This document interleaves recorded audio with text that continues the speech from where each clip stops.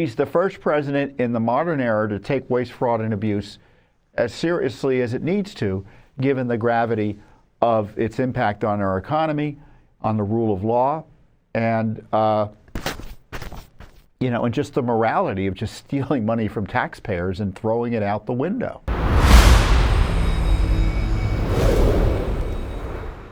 First up, though, is the president taking strong action to defend his prerogatives under the Constitution. And, typically what's happening is the left comes out and says the president's engaged in a coup. The president's out of control and he's doing things outside the law. But point in fact is what he's trying to do is not seize power in a way that is inappropriate. He's trying to protect the power and take it back from the bureaucrats to be exercised by representatives of the American people.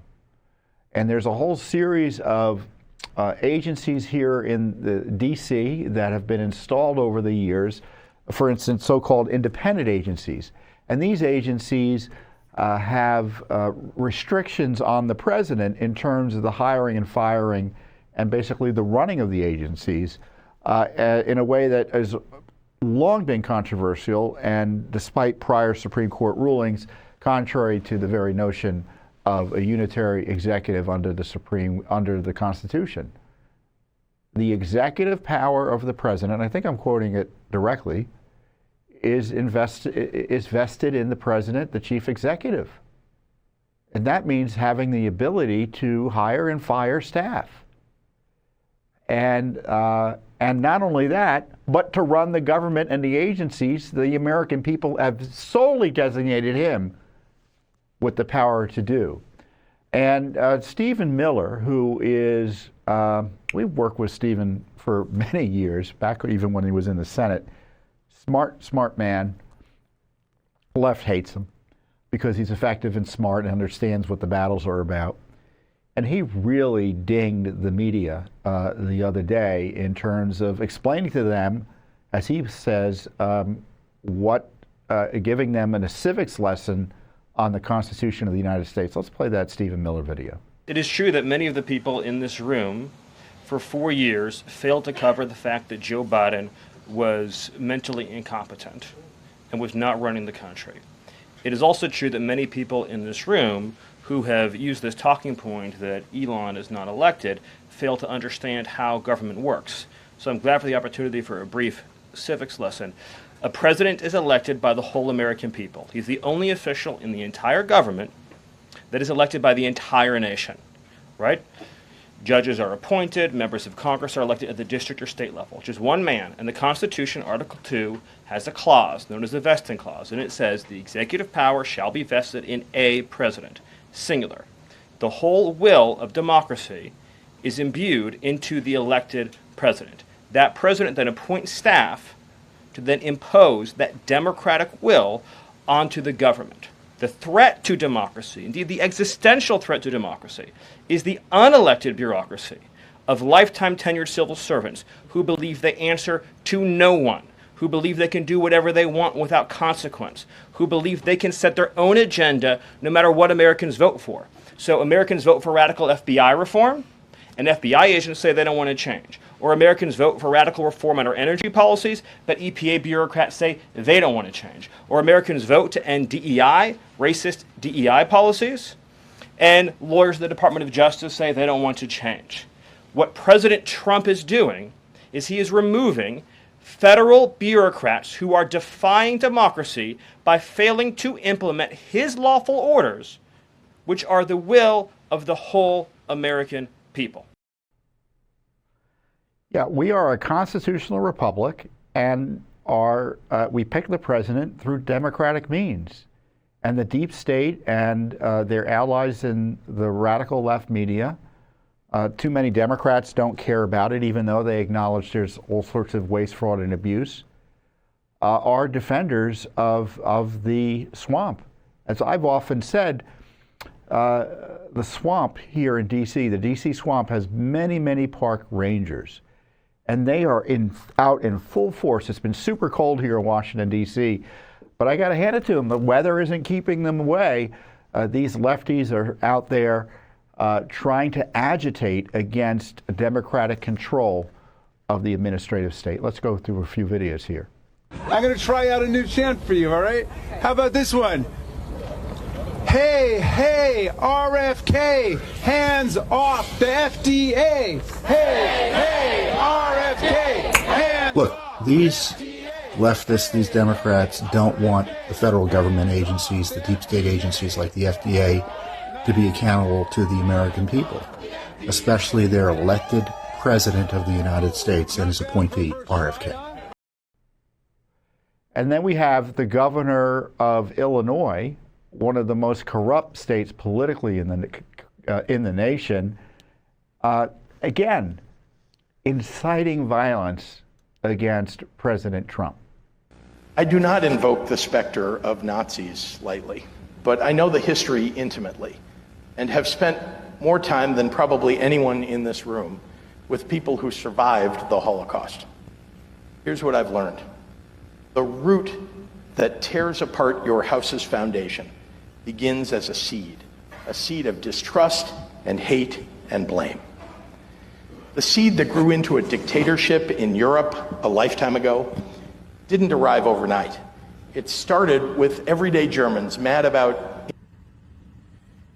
Look, this leftist politician, the notoriously corrupt Illinois Governor Pritzker, is not engaged in politics here. This leftist is engaged in incitement. When you compare President Trump to Hitler and Nazis, you're not arguing politics. You're trying to get him killed. I'll say it again. They want President Trump to be killed. They know what they're doing here, calling someone Hitler or Nazi. That's a leftist communist technique to incite and justify deadly violence. Yeah, these folks are defending it's trying to stop right now the deportation of criminal illegal aliens. Now, most illegal aliens here are in violation of criminal law generally, as it relates to federal immigration law. But then you have a category that commit additional crimes, violence against people, murder, rape, sexual abuse, property crimes, etc., who are a priority, obviously, for any administration, at least ought to be, in terms of deportation. And it's just driving them, it is so extreme on the part of the left in terms of their support for open borders, they just can't handle any of them being deported. And they went particularly crazy, as you'll see here. Well, the Trump White House just drove the left crazy again by posting this video of the beginnings of mass deportations of criminal illegal aliens. Now, last I checked, the Trump folks have been removing about 1,000 illegal alien invaders let in under Biden a day. In order to fully reverse the Biden invasion, though, they're going to have to remove upwards of 6,000, 7,000, 8,000 illegal alien invaders. They're going to need more financial support, resources from Congress to do that. And I tell you, Congress has got to get on the ball right now. Yeah, so for all the complaints of the left, the administration is doing much more than the Biden administration did in terms of focusing and making it a priority to deport these dangers to the public safety and illegals. But it's only the start, and they're just in terms of the massive number, it's just the tip of the iceberg. I mean, you do the math. If there were 10 million, 11, 12 million, just figure out how many a day need to be deported in order to reverse the Biden invasion. So you're talking 6, 7, 8,000, and currently the administration, even if they're able to reallocate resources, don't have enough resources in place in order to do that, which is why it's important that Congress, in the least, reallocate wasteful program spending to defend the border and protect the homeland, or allocate additional spending as warranted. And there's plenty of money to go around. The waste, fraud, and abuse is astonishing in its size and scope. And there was expert testimony before Congress this week that's going to knock your socks off. Here you go. How much money do you calculate is wasted due to waste, fraud, and abuse in the entitlement programs each year? Yeah, my number right now between federal, state, and local government is you can save $1 trillion a year by simply putting in front-end identity verification, eliminating self-certification, and monitoring the back end of the programs that are providing the benefits. Those three things. So our budget deficit is $2 trillion a year currently. I think the budget generally is, what, $7 trillion? And he's talking about at least $1 trillion, and you can bet it's much more. And my suspicion is, and Elon Musk has shared this, and I know the president probably shares this as well, is that a lot of this money is used to reward the friends of politicians or politicians directly. I mean, when you've got $1 trillion or more in fraudulent money sloshing around, that's going to splash over to the politicians that control the spending and the bureaucrats as well. It's just too much money. It's too much of a temptation. It's like the billions that cross the border in cash through the drug trade, with Mexico. The money is staggering in terms of its size, and it corrupts. It necessarily leads to corruption at the border. So what's also frustrating is virtually everything DOJ is finding, all the waste, fraud, and abuse, USAID funding, you name it, has been known about in this town forever. Everyone knows about these major issues, Democrats and Republicans.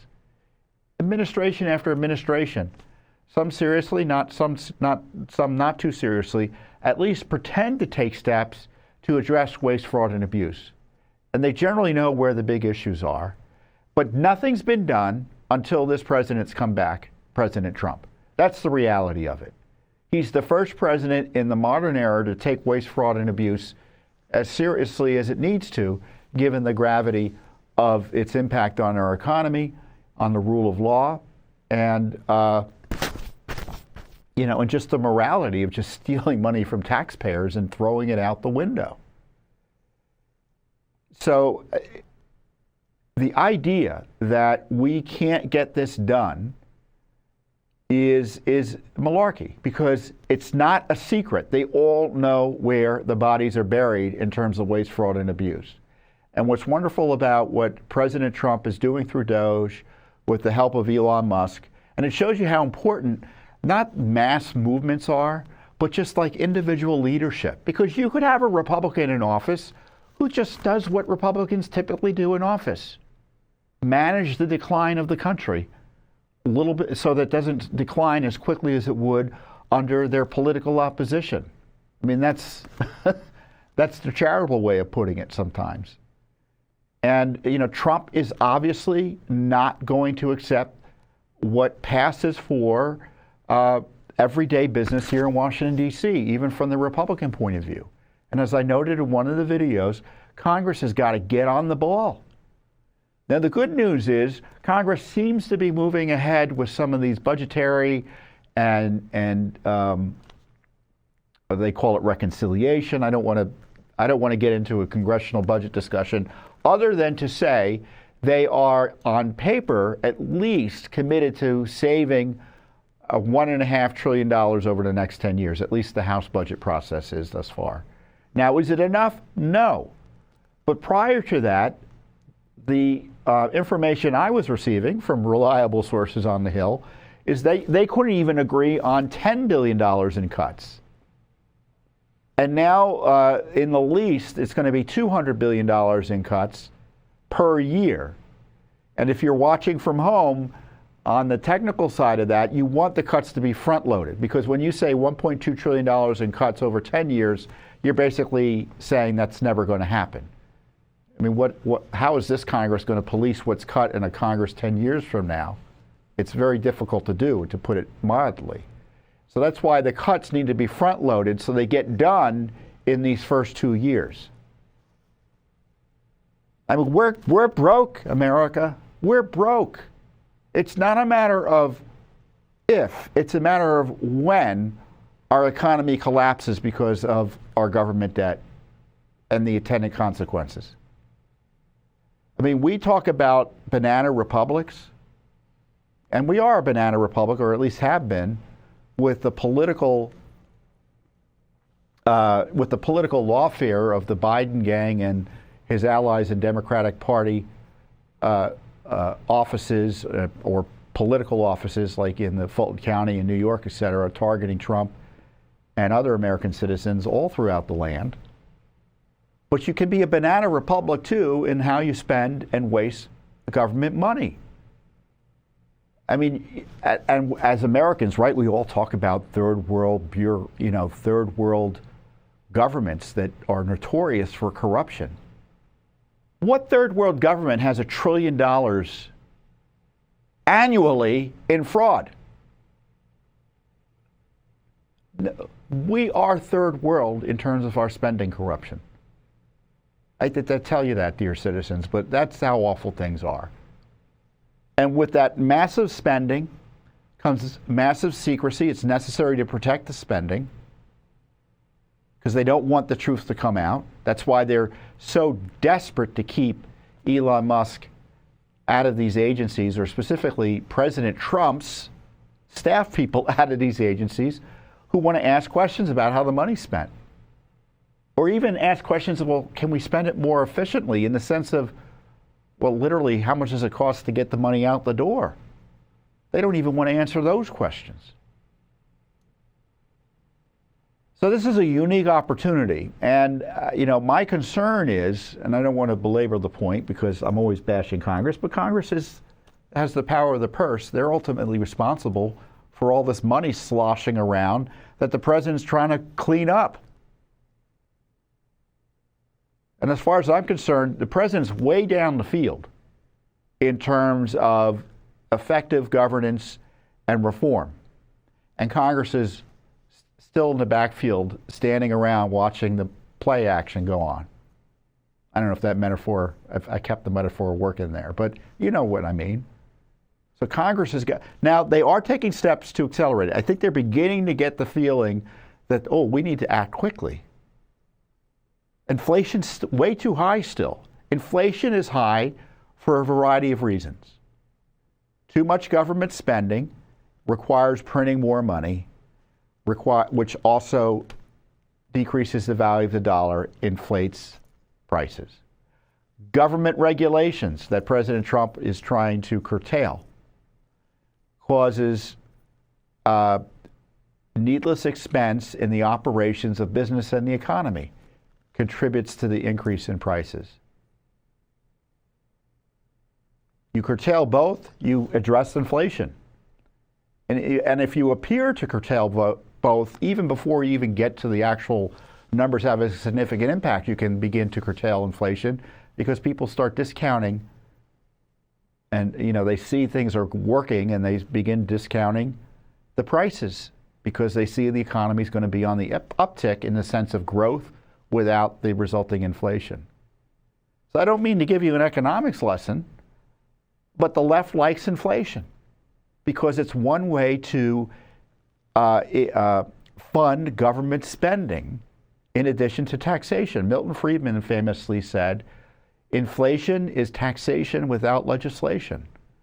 So the left opposes inflation no more than they oppose taxation. They use both to support government funding or government spending, excuse me.